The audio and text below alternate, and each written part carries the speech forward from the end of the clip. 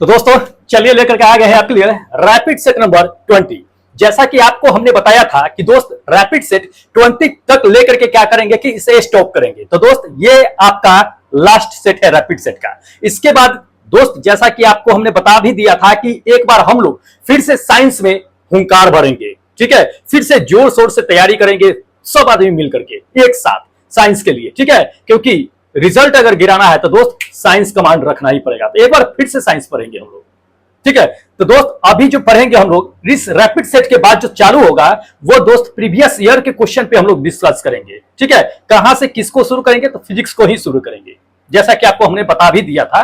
तो फिजिक्स को ही एक बार क्या करेंगे फिर से हम रिपीट करेंगे, फिर लेकर के केमिस्ट्री बायोलॉजी एक बार फिर से रिपीट करेंगे। जो लोग नहीं पढ़े थे वो भी दोबारा पढ़ लेंगे प्रीवियस ईयर के क्वेश्चन और देख लेंगे कि हमने अभी तक जो आपको मैंने प्रोवाइड कराया है और वो प्रीवियस ईयर में जो क्वेश्चन है उससे आप मैच कर लीजिएगा, आपका अंदाजा लग जाएगा कि क्या है और क्या नहीं है, ठीक है।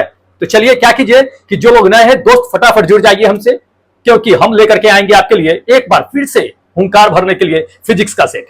चलिए क्या करते हैं अभी कि दोस्त ये जो रैपिड सेट का 20 और लास्ट सेट है तो उसे देख लेते हैं। देखिएगा क्वेश्चन नंबर फर्स्ट को, देखिए ये क्वेश्चन नंबर फर्स्ट है, लास्ट रैपिड सेट का क्वेश्चन नंबर फर्स्ट। देखिए इसमें क्या कहा जा रहा है दोस्त, ये चीजें कहा जा रहा है कि यदि गैस का आयतन स्थिर बना हुआ रहता है या स्थिर रखा जाए तो टेम्परेचर बढ़ने पर गैस का दबाव क्या होगा। जी हाँ, ये चीजें कहा जा रहा है। इसमें ध्यान रखिएगा, आपको हम बताते हैं कि अगर आयतन स्थिर होगा, वॉल्यूम कांस्टेंट होगा, उसके बाद टेम्परेचर को अगर बढ़ा देंगे तो उसके प्रेशर पर क्या प्रभाव पड़ेगा। दोस्त प्रेशर भी बढ़ेगा, क्या होगा, प्रेशर भी बढ़ जाएगा। ध्यान रखिएगा ये आपका थर्ड नंबर ऑप्शन करेक्ट होगा कि प्रेशर यानी दाब जो है दोस्त ये भी बढ़ जाएगा। अब ध्यान रखिएगा कभी कभी इसमें आपको जो है और सवाल ऐड किए जाते हैं गैस तापमान से और दबाव से, आयतन से, ये सभी से रिलेटेड जो क्वेश्चन सवाल किए जाते हैं। किससे सवाल होता है तो कभी कभी आपको बॉयल्स के लॉ से पूछ देता है, कभी चार्ल्स के लॉ से पूछ देता है, कभी एवोगाड्रो के संख्या से पूछ देता है, कभी आइडियल गैस से पूछ देता है। इन सबको एक बार आप ध्यान में रखिएगा, ठीक है। जैसे कि बॉयल्स लॉ ले लेते हैं हम, तो बॉयल्स लॉ के नियम में ध्यान लीजिएगा कि अगर स्थिर तापमान रहेगा, क्या रहेगा, स्थिर अगर तापमान रहेगा दोस्त तो जान लीजिए कि आयतन उसके दबाव के व्युत्क्रमानुपाती हो जाती है। यानी अगर आयतन बढ़ेगा तो दबाव घट जाएगा, दबाव बढ़ेगा तो आयतन घट जाएगा। ये बॉयल्स लॉ का है, एक दूसरे के व्युत्क्रमानुपाती होते हैं स्थिर टेम्परेचर पे, स्थिर तापमान पे। ध्यान रखिएगा बॉयल्स लॉ में। दूसरी नंबर बात लेकर के चलते हैं आपको कि चार्ल्स लॉ में, चार्ल्स लॉ में क्या होता है, चार्ल्स लॉ में दबाव स्थिर रहता है। तो दबाव स्थिर रहे यानी प्रेशर कांस्टेंट रहता है, उस कंडीशन में आयतन क्या होता है ना कि आयतन जो होता है वो टेम्परेचर के समानुपाती होती है। मतलब आयतन अगर बढ़ता है तो टेम्परेचर बढ़ता है, टेम्परेचर बढ़ाइएगा तो आयतन बढ़ेगा। ये चार्ल्स लॉ में कहा जाता है। ध्यान रखिएगा ये चीजें काफी इंपॉर्टेंट है और इससे रिलेटेड आते हैं सवाल, ठीक है। उसके बाद अगर हम लेकर के चलते हैं दोस्त एवोगाड्रो संख्या में, तो एवोगाड्रो के नियम में लेकर के चलते हैं हम लोग। एवोगाड्रो के नियम में क्या होता है ना कि गैस की जो मात्रा होती है दोस्त वो आयतन के मात्रा पे डिपेंड करती है। गैस की मात्रा अगर बढ़ती है तो जान लीजिए कि उसकी आयतन की भी मात्रा बढ़ती है। ये आपका एवोगाड्रो नियम में है। उसके बाद चौथा नंबर जान लीजिए कि आइडियल गैस में, आदर्श गैस के नियम में क्या होता है। तो आदर्श गैस के नियम में क्या होता है, सब आदर्श, आदर्श मतलब क्या जान लीजिए ये चीजें, उसमें जो होता है दाब होता है, तापमान होता है, आयतन होता है, वो तीनों नियम जो है संयोजन होता है। तीनों मतलब कि कहिए कि तीनों एक दूसरे के इक्विवेलेंट होता है। जैसे जैसे ताप बढ़ेगा टेम्परेचर बढ़ेगा, दाब बढ़ेगा, सब होता है उसमें। तो ये आइडियल गैस का है दोस्त। ये चीजें जो है इसमें पूछे जाते हैं तो इसको ध्यान रखिएगा, काफी इंपॉर्टेंट क्वेश्चन है, ठीक है। और इससे रिलेटेड आपको हम बता भी दिए हैं जो आते भी हैं। चलिए सेकेंड क्वेश्चन देख लीजिएगा दोस्त। सेकेंड क्वेश्चन क्या कहा जा रहा है दोस्त, ये चीजें कहा जा रहा है इसमें कि वायु में ध्वनि का वेग जो होता है वो क्या होता है। जी हाँ, वायु में ध्वनि का वेग क्या होता है ये बताना है। तो ध्यान रखिएगा, आपको हम बताते हैं कि वायु का वेग अगर जो वायु में ध्वनि का वेग जो होता है वो टेम्परेचर बढ़ने से क्या होता है कि बढ़ जाता है, ठीक है। ये थर्ड नंबर आपका आंसर करेक्ट होगा कि टेम्परेचर यानी तापमान को बढ़ाइएगा तो ध्वनि भी क्या होगा कि बढ़ जाएगा, ठीक है। तो इंपॉर्टेंट है, तापमान घटने पे ध्वनि घट जाता है, ठीक है। चलिए अगला नंबर क्वेश्चन देख लीजिए दोस्त। अगला नंबर क्वेश्चन ये कहा जा रहा है कि निम्नलिखित में से किसके उत्सर्जन में क्या होता है कि संभारिक उत्पन्न होता है। जी हाँ, संभारिक उत्पन्न होता है ये कहा जा रहा है। ध्यान रखिएगा, आपको दे दिया है, सारे रेस दे दिया है, इसमें दे दिया है आपको कि गामा किरण दे दिया है, एक्स किरण दे दिया है, बीटा किरण दे दिया है और चौथा कहता है इनमें से कोई नहीं। किस के उत्सर्जन पे संभारिक उत्पन्न होता है। ध्यान रखिएगा, काफी इंपॉर्टेंट क्वेश्चन है दोस्त। ये थर्ड नंबर आपका करेक्ट आंसर होगा, बीटा। बीटा के उत्पन्न होने से क्या होता है ना दोस्त कि संभारिक उत्पन्न होता है। ठीक है, चलिए अगला नंबर क्वेश्चन देख लीजिए। अगला नंबर क्वेश्चन क्या कहा जा रहा है दोस्त, ये चीज कहा जा रहा है कि निम्नलिखित में से किसे जो है कोशिका का ट्रैफिक पुलिस कहा जाता है। जी हाँ, ट्रैफिक पुलिस किसे कहा जाता है कोशिका का ट्रैफिक पुलिस। इसमें से देख लीजिए, काफी इंपॉर्टेंट है। अभी तक तो हमने तो ये भी पढ़ा था कि आत्महत्या की थैली किसे कहते हैं, लाइसोसोम को कहते हैं। काफी इंपॉर्टेंट है, ऐसे पूछे भी जाते हैं वो सवाल।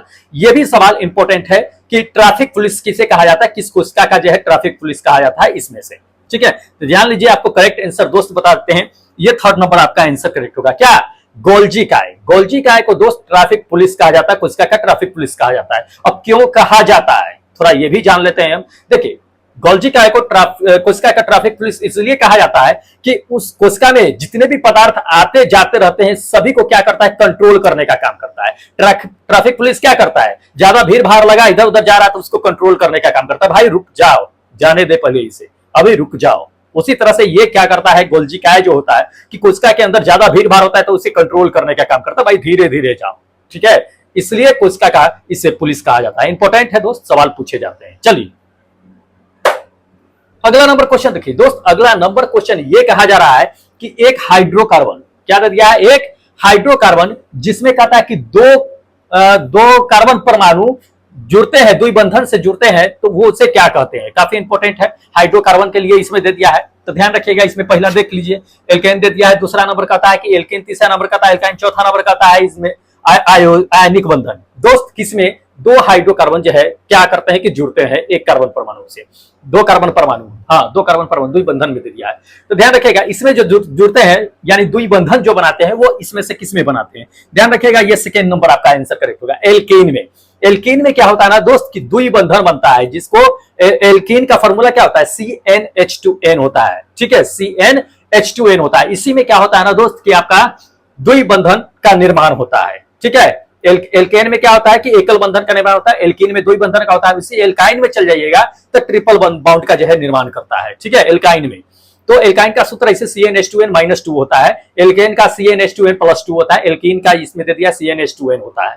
तो इसको ध्यान रखिएगा, ये सारे सवाल जो है पूछे जाते हैं। कभी कभी आपको फॉर्मूला ही पूछ देता है तो इसको भी ध्यान में रखिएगा, फॉर्मूला भी पूछे जाते हैं। ठीक है, चलिए अगला नंबर क्वेश्चन देख लीजिए। अगला नंबर क्वेश्चन क्या कहा जा रहा है कि नींबू का खट्टा स्वाद जो है निम्नलिखित में से किसके कारण उपस्थित होता है। जी हाँ, काफी इंपॉर्टेंट सवाल भी है दोस्त, इसे घुमा करके भी पूछे जाते हैं। सीधा ये भी पूछ देता कि नींबू में कौन सा अम्ल पाया जाता है, कौन सा एसिड पाया जाता है, ये भी पूछ देता तो हम आराम से मार देते इसे। लेकिन कोई नहीं, थोड़ा सा ये लॉजिकल मतलब घुमा करके पूछने वाली बातें होती है तो आपको घुमा करके ही पूछा जाएगा ताकि आपको ज्यादा समय लगे क्वेश्चन पढ़ने में, प्लस आप थोड़ा कंफ्यूज हो जाए। इसीलिए खैर कोई नहीं, हमें कंफ्यूजन नहीं होना है, हमें सारे कंफ्यूजन को यही दूर करना है।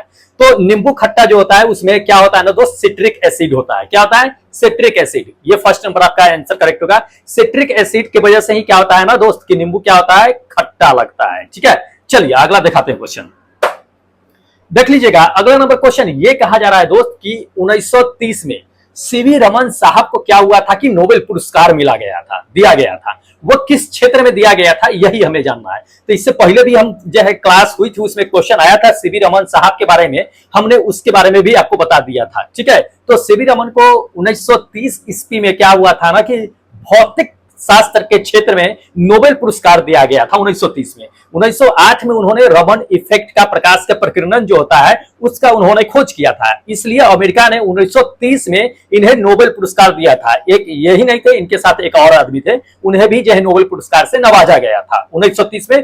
भौतिक के क्षेत्र में, भौतिक में क्या किए थे, प्रकाश के प्रकीर्णन पे स्टडी करके इन्होंने खोज किया था। ठीक है, उसी के लिए दिया गया था और उन्हीं के नाम पे क्या किया गया था कि रमन इफेक्ट डाला गया था, बताया गया था ना, रमन इफेक्ट पढ़े होइएगा। तो ये भौतिक के क्षेत्र में होगा। ये सेकेंड नंबर आपका आंसर करेक्ट होगा, भौतिक के क्षेत्र में। अब थोड़ा सा ये जान लीजिए कि भारत में इनको कब मिला था। ये तो अमेरिका ने 1930 में दे दिया था, भारत में सबसे पहले भौतिक के क्षेत्र में पाने वाले नोबेल पुरस्कार यही सीवी रमन साहब ही थे, जो 1954 में मिला था। 1954 में भारत रत्न मिला था इन्हें। ठीक है, ध्यान रखिएगा, क्या मिला था, भारत रत्न भी मिला था, वे भारत रत्न भी पाए थे और नोबेल पुरस्कार तो मिला ही था इन्हें। ठीक है, तो काफी इंपॉर्टेंट है। चलिए अगला क्वेश्चन देख लीजिए दोस्त। अगला क्वेश्चन ये कहा जा रहा है कि कॉफी कॉफी जो पीते हैं हम लोग, कॉफी उत्पादन के लिए कितने डिग्री सेल्सियस की आवश्यकता होती है, कितने डिग्री सेल्सियस के बीच जो है उसकी आवश्यकता होती है, ये कॉफी उत्पादन के लिए काफी इंपॉर्टेंट है। कॉफी के बारे में भी हम लोग चर्चा करेंगे। सवाल ये भी पूछा जाता है कि कॉफी कहां से उत्पादन होता है, किससे कॉफी प्राप्त होता है, पौधे के किस भाग से कॉफी प्राप्त होता है, ये भी सवाल आते हैं, ठीक है। या कॉफी उत्पादन के लिए कितने सेल्सियस जो है क्या होता है कि वर्षा की जरूरत पड़ती है, ये भी जान लीजिए, ये भी पूछा जाता है सवाल। तो हमें तो यहाँ टेम्परेचर से रिलेटेड है, लेकिन हम जान लेंगे सब कुछ क्योंकि छोड़ना नहीं है हमें। इससे जो रिलेटेड आ रहा है पूछ लेते हैं, जान लेते हैं, थोड़ा इंपॉर्टेंट है, पूछे जाते हैं। देखिए कॉफी उत्पादन के लिए दोस्त जो होता है ना, वो इसे टेम्परेचर की जरूरत होता है 15 से ये आपका 28 डिग्री सेल्सियस कह सकते हैं, इतना डिग्री तक के जो क्या होता है कि इसे टेम्परेचर की जरूरत होता है। 28 नहीं होना चाहिए थे, ये 18 डिग्री सेल्सियस होना चाहिए था, ठीक है। हाँ 18, 15 से 18 डिग्री सेल्सियस तक की क्या होता है कि इसे टेम्परेचर की जरूरत होता है कॉफी के लिए, ठीक है। अब जान लीजिए इसमें आपको हम बताते हैं कि कॉफी किस भाग से प्राप्त होता है। तो कॉफी जो होता है वो पौधे के बीज से प्राप्त होता है। पौधे के बीज को निकाला जाता है, फिर उसे भूना जाता है, भूनने के बाद उससे जो है कॉफी के रूप में तैयार किया जाता है। जान लीजिए अपने भारत में अगर देखा जाए दोस्त, तो कॉफी दो तरह के होते हैं, दो प्रकार के कॉफी उत्पन्न होते हैं। एक तो अरेबिक होता है, एक जो है रोबस्टा, एक तो रोबास्टा होता है, एक जो है अरेबिक, एक दूसरा जो होता है रोबास्टा होता है। दो तरह की कॉफी अपने भारत में पाया जाता है। कॉफी के लिए आपको हम बता ही दिए हैं कि 15 से जो है 18 डिग्री सेल्सियस तक की टेम्परेचर की जरूरत होती है उत्पादन के लिए। इसकी वर्षा जो है कितनी सेंटीमीटर तक की होनी चाहिए कॉफी के उत्पादन के लिए, जान लीजिए वर्षा जो होना चाहिए दोस्त 150 से लेकर के 200 सेंटीमीटर तक की वर्षा होनी चाहिए। इसके लिए जरूरत होती है, पानी की जरूरत होती है, ठीक है, कॉफी उत्पादन के लिए। तीसरी नंबर बात जान लीजिए कि कॉफी की पेड़ आप अगर सोचते होंगे कि छोटा मोटा होता है, तो छोटा मोटा नहीं है, लगभग 12 से 13 फीट तक के लंबा होता है कॉफी का पेड़। जान लीजिए इसकी ऊंचाई जो होती है, और इसकी जीवन काल जान लीजिए, इसकी लाइफ जो होती है वो लगभग जान लीजिए कि 80 साल तक की जीवन काल होता है। जान लीजिए ये चीजें काफी इंपॉर्टेंट है, इसलिए आपको हम बता देते हैं, भूलिएगा नहीं, ठीक है। चलिए अगला क्वेश्चन दिखा देते हैं। अगला नंबर क्वेश्चन देख लीजिए। अगला नंबर क्या कहा जा रहा है कि विटामिन B7 का रासायनिक नाम क्या है। जी हाँ, विटामिन B7 का रासायनिक नाम क्या है ये कहा जा रहा है, काफी इंपॉर्टेंट है। देखिए इसमें से देख लीजिए, आप ऑप्शन देख करके ही आप पता लगा सकते हैं कि क्या है क्या नहीं। एस्कॉर्बिक एसिड तो होगा नहीं, ऐसे ही जानते होंगे, बहुत लोग पढ़े होंगे कि एस्कॉर्बिक एसिड विटामिन C होता है, तो ये तो मार ही नहीं सकते, इनमें कोई होगा ही नहीं। ये दो को बच गया है अपना, तो एक तो या तो बायोटीन होगा या तो फॉलिक एसिड होगा। कौन होगा विटामिन B7 का रासायनिक नाम? देखिए आपको हम बताते हैं करेक्ट आंसर दोस्त, ये फर्स्ट नंबर होगा क्या, बायोटीन। बायोटीन क्या होता है कि विटामिन 7 का क्या रासायनिक नाम होता है। और फॉलिक एसिड किसका होता है दोस्त, फॉलिक एसिड जो होता है विटामिन 9 जो होता है, B9 जो होता है, उसी का जो है रासायनिक नाम होता है आपका ये फॉलिक एसिड। तो इंपॉर्टेंट है, ध्यान में रखिएगा, ठीक है। चलिए अगला क्वेश्चन दिखाते हैं। अगला नंबर क्वेश्चन देख लीजिए। अगला नंबर क्या कहा जा रहा है दोस्त कि अनुप्रस्थ तरंग में तने हुए तार का वेग जो होता है वो किस पर निर्भर करता है। जी हाँ, तार अगर टांग देते हैं तो वो उसका जो है वेग किस पर निर्भर करेगा ये बताना है। तो देख लीजिए आपको हम बताते हैं, पहला तो दिया डेंसिटी पर भी डिपेंड करता है, ठीक है। दूसरा नंबर कहता है त्रिज्या पर भी डिपेंड करता है।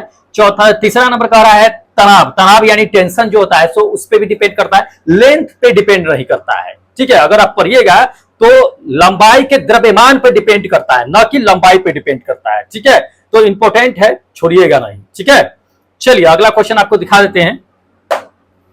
अगला नंबर क्वेश्चन देख लीजिए। अगला नंबर क्वेश्चन ये कहा जा रहा है कि निम्नलिखित में से कौन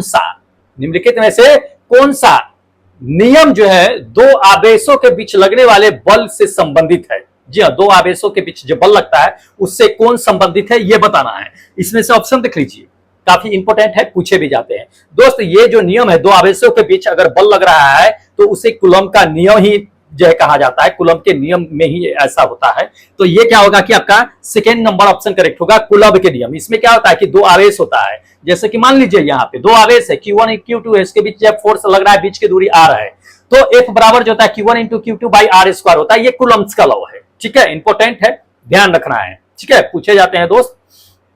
चलिए अगला क्वेश्चन दिखा देते हैं।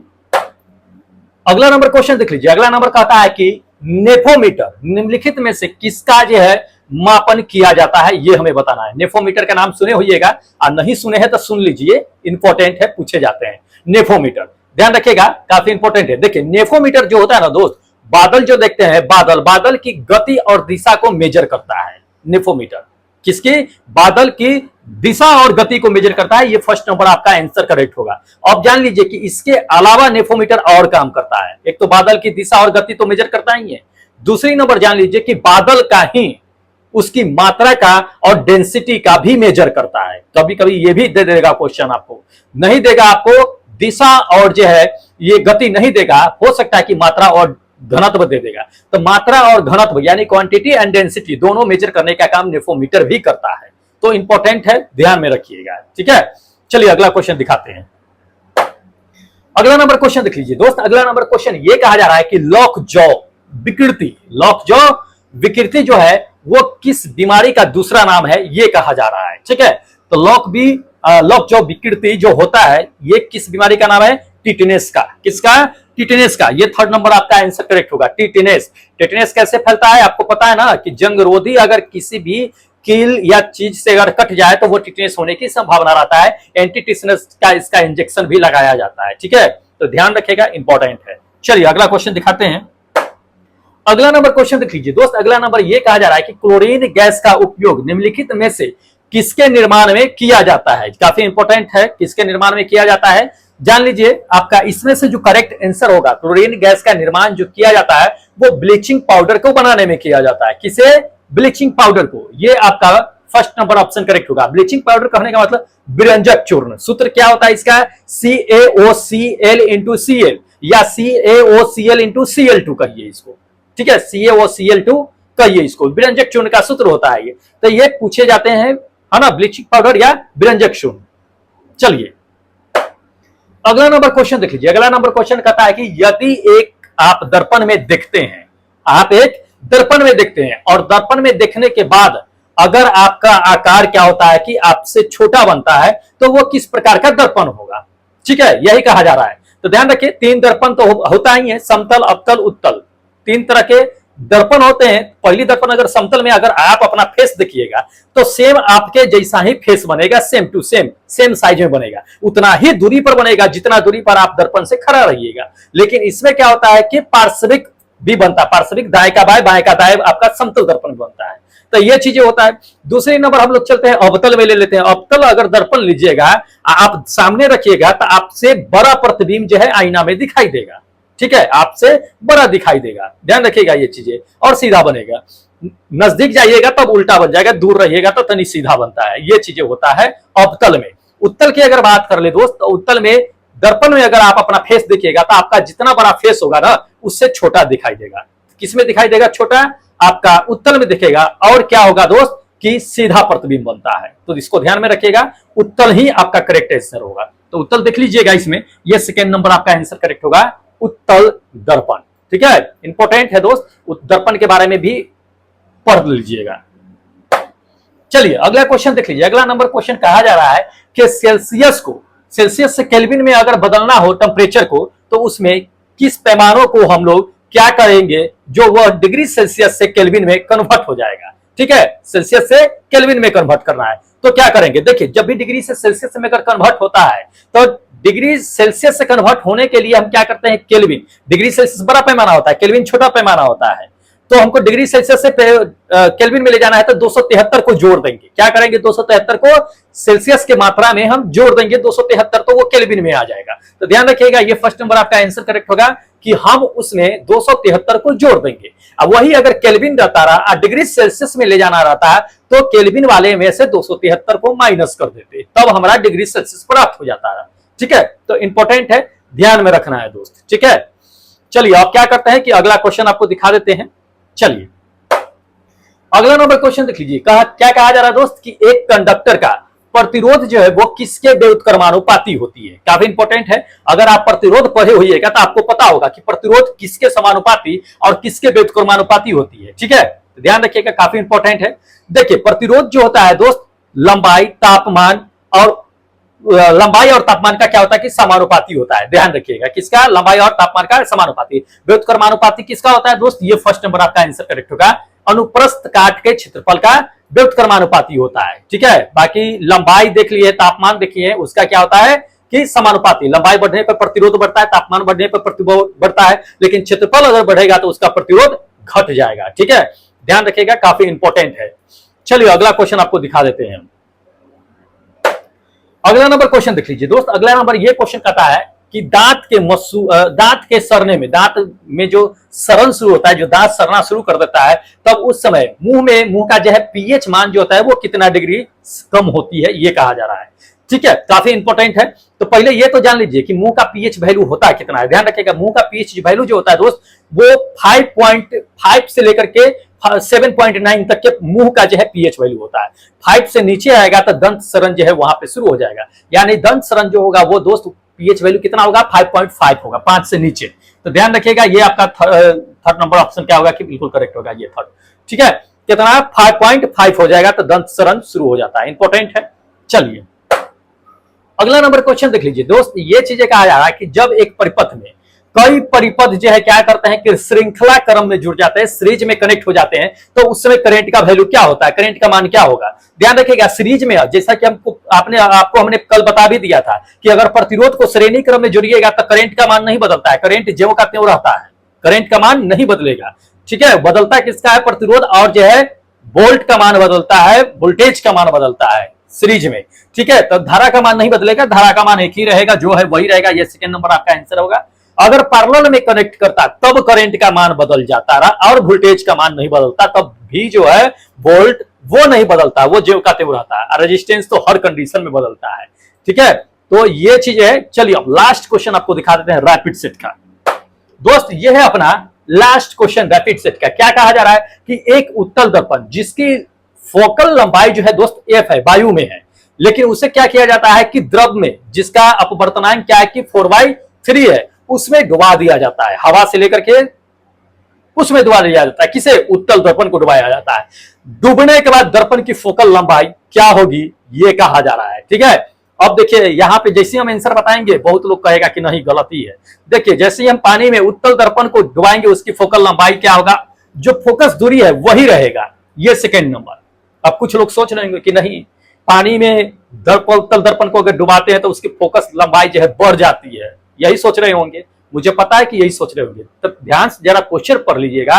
इसमें उत्तल दर्पण कहा जा रहा है, न कि लेंस कहा जा रहा है। लेंस को जब वायु से हम पानी में डुबाते हैं तब उसकी फोकस लंबाई बढ़ जाती है, ना कि दर्पण की बढ़ती है। ध्यान रखिएगा ये चीजें, कभी कभी कंफ्यूज हो जाइएगा आप, तो इसको ध्यान में रखिएगा। लेंस को जब हवा से हम पानी में डालते हैं तब उसकी फोकस लंबाई बढ़ जाती है, ना कि दर्पण की बढ़ती है। दर्पण का ज्यों का त्यों रहेगा, उसे पानी में डुबाइए, कहीं डुबा दीजिए, फोकस लंबाई उसकी जो है वही रहेगा। ठीक है, तो ये चीजें हैं। ये आपका सेकंड नंबर ही ऑप्शन क्या होगा कि बिल्कुल करेक्ट होगा। तो दोस्त ये था अपना 20 रैपिड सेट का काफी इंपॉर्टेंट क्वेश्चन जो एएलपी और टेक्नीशियन ग्रेड 3 के लिए थी। तो अब यहां से रैपिड सेट स्वाहा हो चुका है। अब हम लोग क्या करेंगे, एक नया सेट लेकर के चलेंगे, तो उसमें देखेंगे जो प्रीवियस ईयर के क्वेश्चन होंगे, क्या क्या पूछा गया है पिछले बार, उसे एक बार फिर से रिमाइंड कर लेंगे हम। ठीक है, तो चलिए जो लोग टेस्ट देना चाहते हैं दोस्त, इस एप्लीकेशन को क्या कीजिए कि फटाफट इंस्टॉल कर लीजिए और अपने इंस्टॉल करने के बाद इसे टेस्ट दे लीजिएगा। अगर किसी प्रकार की समस्या होगी टेस्ट देने में तो यहीं पे नंबर तो दिया हुआ है ही, इस पे कॉल या मैसेज कीजिएगा, आपको हम हेल्प कर देंगे कि कैसे टेस्ट देना है, नहीं देना है। आज रात 11 बजे तक के टेस्ट 75 एक्टिव है, तो फटाफट जाकर के टेस्ट दे लीजिए। और इस सबका अगर पीडीएफ चाहिए तो टेलीग्राम से ज्वाइन हो जाइएगा। पीडीएफ आपको वहां पे प्रोवाइड होती रहती है, एक बार नहीं मिलती है, डेली नहीं मिलती है, लेकिन एक बार हम आपको सेंड कर देते हैं। तो पढ़ लीजिएगा, वहां पे एक बार रिविजन मार लीजिएगा कस के। ठीक है, चलिए अब हमें क्या कीजिए कि इजाजत दीजिए, फिर मिलते हैं एक नए वीडियो के साथ, एक नए सेट के साथ। तब तक जय हिंद दोस्तों।